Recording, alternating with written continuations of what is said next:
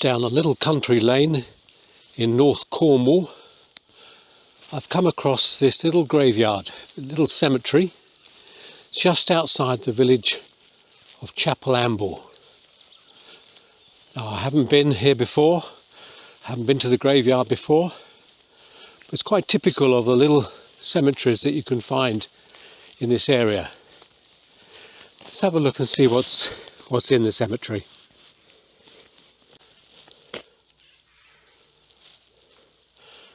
I see from the sign on the wall that it's a Methodist cemetery, and the first impression is of a very well kept, cared for area.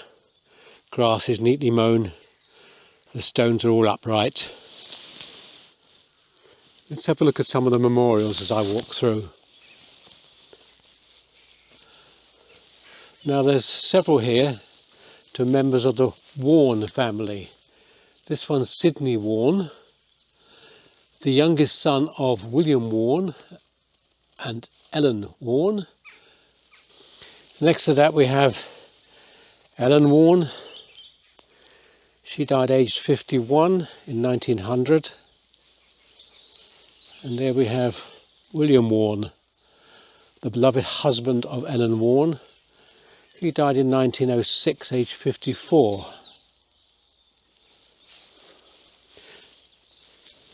Just in front is Charles John Higgins, 1974.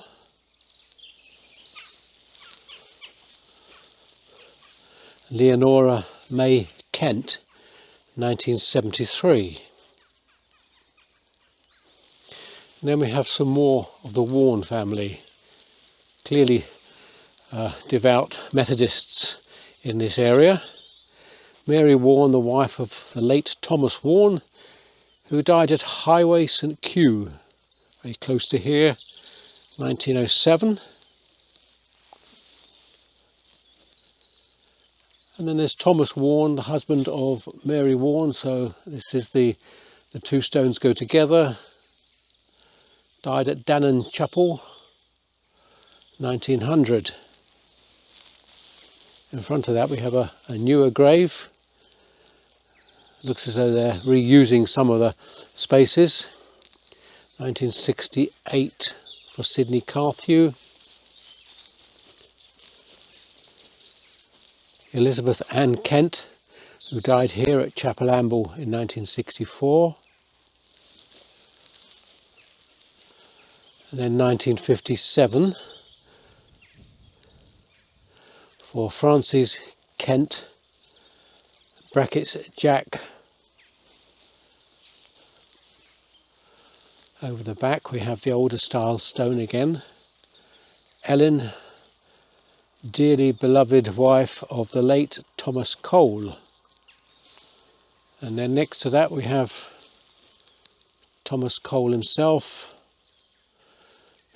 the husband of Ellen Cole of Lower Amble.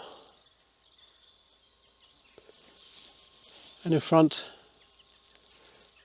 Elizabeth Ann, the beloved wife of Charles Carhart. Big one over the back there.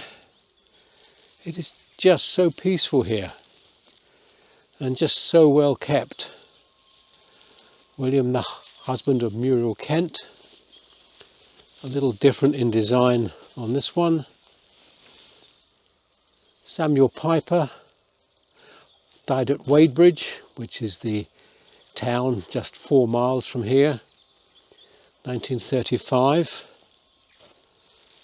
Then across there, Harriet Ann, the wife of Samuel Piper. So they're quite nicely going in pairs, many of these stones, husbands and wives next to each other, rather than being on the same stone.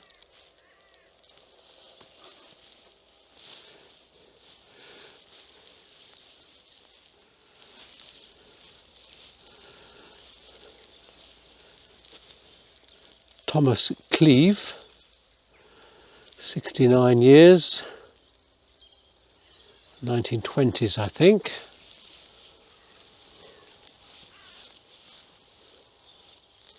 All we've got here really is bird song as we move amongst these stones.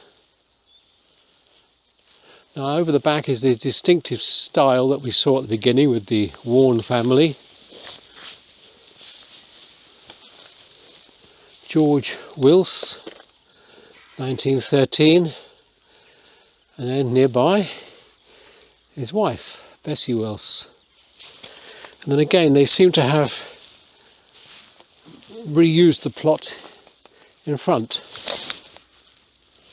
This one's to Laura Bailey, 1940. Just moving along, Joseph Blank Irons, 1946. And again over the back we've got the distinctive older style memorial. This is Ellen P. Simmons, 1896. And then in front we've got some more of the Wills family. So we're getting quite a collection of the local names here. They're occurring over and over again. Now this is a big one, a larger one in the small cemetery.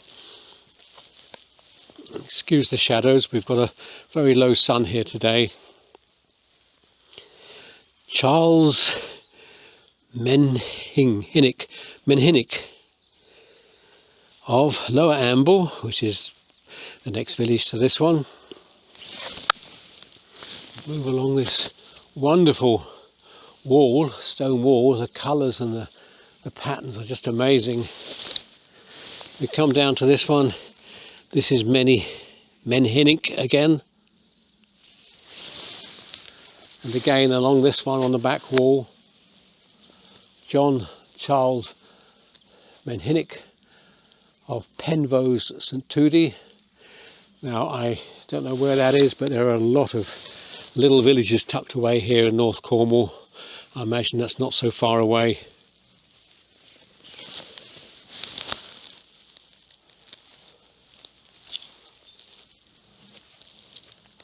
It's a tall one. And the name on the bottom of that one is Henry Reed. And then tucked away up in the corner, what a lovely spot to be.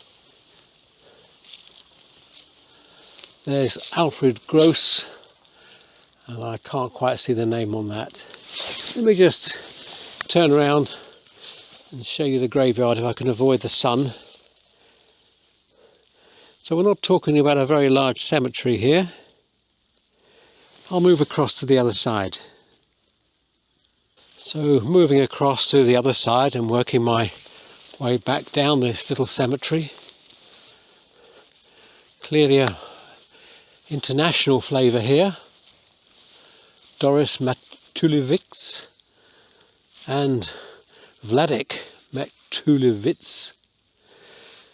Possibly Polish, Eastern European, I guess. But even here in this little remote village in North Cornwall, we have an international flavour. Here's a recent one, clearly signifying the interest of Michael Charles Hughes with the little sailing boat.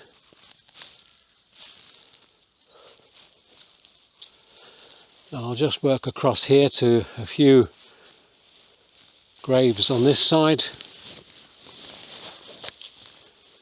This is such a peaceful spot. There's one with a stepped edge to it. And that's to Herbert Goff, 1962. This one in a different stone is to Alfred George Rouse, 1942.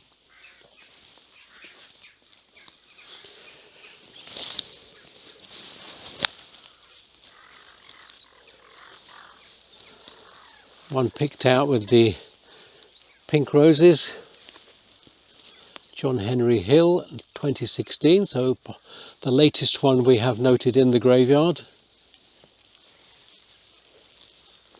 And a very sizable plot here for the Martin family.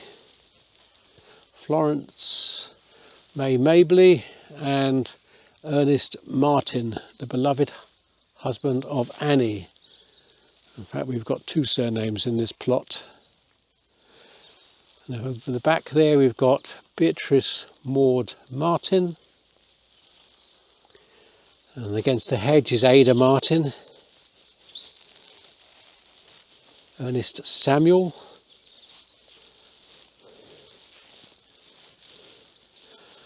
Olive Irene Carthew.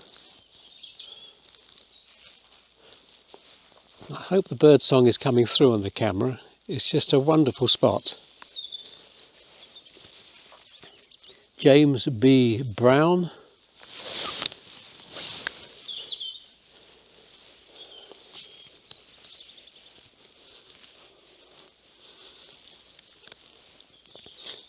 So we're not seeing anything particularly spectacular, particularly large or impressive. Just a very well kept local churchyard in a little country village. Louisa Harris, 1932. You'd be hard put to find a cemetery better kept than this one. Just show you the last two or three down this side. Andrew and Janice Hawkey.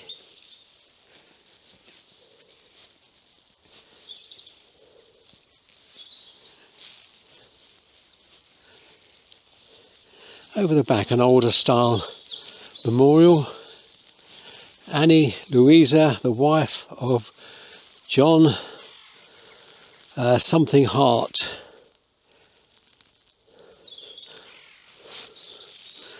Move back to this one.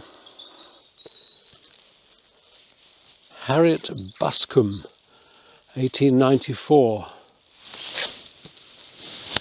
Then we'll just come back to the last of the graves.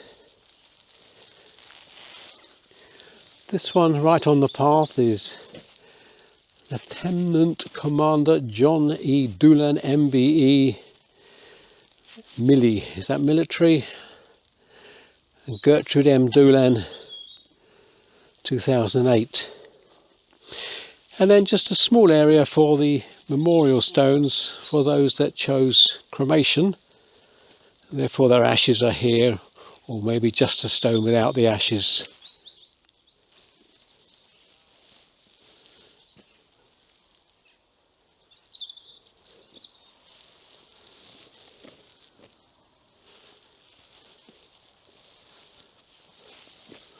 Well, there we are. That's the Chapel Amble Methodist Cemetery.